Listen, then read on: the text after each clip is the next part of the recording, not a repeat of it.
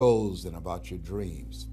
And as you begin to envision them, one of the things that I think that's very important that we have to always go back to, as you look at your goals and dreams, and I want you to expand them, and it's very important to realize that I found that most people fail in life, not because they aim too high and miss. Most people fail in life because they did just like I did for so many years. They aimed too low and hit. They didn't believe in themselves. So I want you right now, as we begin to think about the lessons and all the things that you've experienced and all of the comments and stories and strategies and lessons that you've had, I think it's time to revisit and look at your goals and dreams, and let's raise the bar. I remember as a kid, we would be in the backyard and we would play jump, and somebody would get on one side of the stick, my sister and then my brother, we would run and we'd jump over it. And then they say, raise it up a little bit higher. We have to back up and we run and we'd jump over it again. And then we say, raise it up a little higher. And the higher it got, we have to begin to change our approach and how we're going to get over the bar. And that's the same thing in life. And so right now, I want you to think about your goals and dreams. As you begin to raise them a little higher, and I want you to say with me, it's possible. It's possible. You know, the easiest thing that I do is speak and train people how to speak. Go into prisons and juvenile detention centers and to high schools and colleges. Speak before thousands of people. I can do that in my sleep. Let me share with you the most difficult thing I've ever done in my life. And it took me years to do. And that was to believe that it was possible. To believe that I can do it. Given my circumstances, born in an abandoned building on a floor, being adopted, being labeled educable mentally retarded, failing twice in school, no college training, never worked for a major corporation. To believe that I had something of value to say, that somebody would want to listen to me, to believe that somebody would pay me to talk to them. Have you ever thought about something you wanted to do and you talk yourself out of it? I remember going to see Zig Ziglar, who I consider the #1 motivational speaker on the planet, and Dr. Norman Vincent Peale when he was alive, and Robert Schuller. I used to see them and I would be so pumped up and inspired after hearing Jim Rohn, who recently passed, one of the great motivational speakers of all time, and Charlie Tremendous Jones. And I would go to my car pumped up, saying, yes, yes, yes, I can. And then after a while, my mental conditioning would kick in. And I would say, Les Brown, you can't do that. You don't have a college education. Les Brown, you can't do that. You don't even know who your parents are. Les Brown, you can't do that. You failed twice in school. Come on. You ever thought about something you wanted to do and you talk yourself out of it? There's a proverb that says, if there's no enemy within, the enemy outside can do us no harm. That's why it's important that you make it a point every day to listen to Paul, to listen to me, to review these lessons, to get them deep, not only in the conscious mind, but the subconscious mind, and get them in your spirit. Well, how often should I do it? Do it until you are producing the results. That's how often you should do it. And you never stop, because once you stop, that's when those negative thoughts will come back. Once you stop, that's when you will begin to doubt yourself. Once you stop, I'm telling you what I know. Yes. Every day, it's a selling job on you.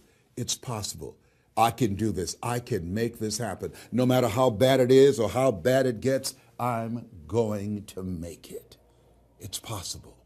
Yes, your dream is possible. Say that to yourself every day. Feed your mind with words that you write and words that you hear and words that you speak to yourself.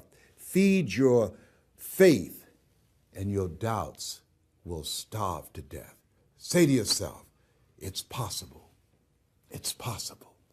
It's possible. Even when you have no evidence to point to, say to yourself, it's possible. There's nothing as powerful as a made-up mind. It's a struggle sometimes to do that, especially when you have people around you telling you that it's not possible, that you can't do it. And they're constantly pointing out your failures of the past, constantly reminding you of all of the things that you don't have going for you. I'm reminded of a story of two little boys that were playing on some ice during the winter. And as they got further out on this ice, one fell through the thin ice. And so the little fellow that was still on top of the ice, he was trying to save his little buddy. And he couldn't reach him. He was trying to pull him. He could see him through the thin ice as he got further away from him, struggling. And he couldn't reach him, and he's trying to break the ice, and he couldn't do it. And he looked around, and he saw a tree in the distance, and he ran, and he got up on the tree, and he pulled and broke down an enormous-sized branch and came back and savagely began to beat that ice and broke it. And miraculously, he saved his friend.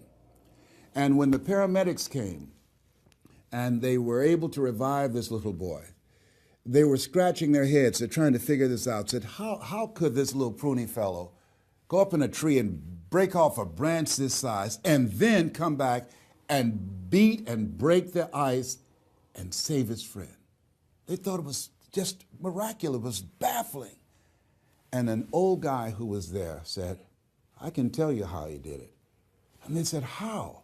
How did he do it? And he said, there was no one here to tell him that he couldn't do it. Whoa. What could you do? What could I do? What could all of us do if we did not have the naysayers in our lives? That we believe naively, like that little boy, that it was possible. What would you do if failure was not on the table?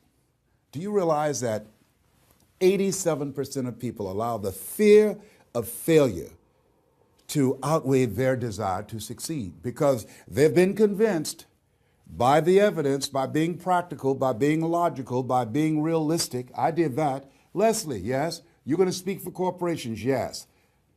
Leslie, do they have a college education? Yes. Do you? Wesley, you know that I don't have a college education. Leslie, are these people experienced? Yes. Are there people with PhDs and MBAs that they could choose rather than choose you? Yes. So you don't have a college education. You have no experience. You're talking about becoming a speaker, and they're going to reach over people with PhDs and MBAs and years of experience and choose you. Are you being realistic? Come on, Leslie. Come on, Leslie. You can't do this. My brother, he's a wonderful person. And he constantly reminded me that I couldn't do what I'm doing now. But that really wasn't the bad part. The real bad part was I convinced myself that I couldn't do it. Not only because of those things that he pointed out, being practical and realistic, but also that within myself, I didn't believe what Mike Williams, my mentor, said was possible for me. Have you ever had somebody who believed and saw something for you that you didn't see for yourself? And here's how I escaped that. I discovered that sometimes you have to believe in somebody's belief in you until your belief kicks in. So here's what I am believing for you. The goals that you right now have, the things that you have envisioned for yourself, this is a reflection. What you've done thus far and what you are engaged in doing is what's possible for you right now. But there's even more. You don't even know what's in the future. Eye has not seen, ear has not heard. If you believe in yourself, if you constantly remind yourself after every defeat, after every setback, every time you get knocked down, I've got a saying, if life knocks you down, try and land on your back, because if you can look up, you can get up. See, a lot of people, because of failure, they stop believing. Let me share something with you. You will fail your way to success. Yes. 8 out of 10 millionaires have been financially bankrupt. You will fail your way to success. It doesn't matter how many times you fail. It doesn't matter how many times people tell you that you can't do it. It doesn't matter if you don't have a dime in the bank. You will fail your way to success. What's very important is you're believing in yourself. You're constantly saying, somehow, some way, I'm going to make it. I remember a lady out of Detroit, Michigan. They call her Martha Jean the Queen. And she had a motivational message she gave all the time on the radio. And the question she would ask was, do you really want to win? Do you really want to win?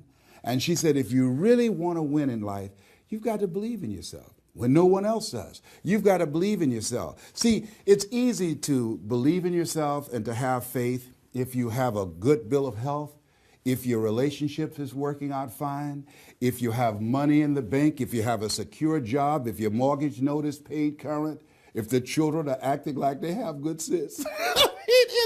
It's easy. If you go to a doctor, they say, oh, you're doing real good, I'll see you next year. It's easy to have faith then. Let me tell you when it's really tough to have faith. When you lose your job, when you lose your retirement, when you go to the doctor and they look at you and say, you have cancer. Cancer is the most feared word in 7 different languages. That's when it's tough to have faith then. And that's when you need to call on your faith then. They said faith is the oil that takes the friction out of living. That's when you need to believe in yourself then and judge not according to appearances and say to yourself, it's possible. It's possible. I can make it. It's possible. I'm going to get through this. It's possible. I'm not going to allow this to get the best of me. Yeah. I don't know what you're up against. I don't know what you're facing, but here's what I do know. You've got something special. You've got greatness.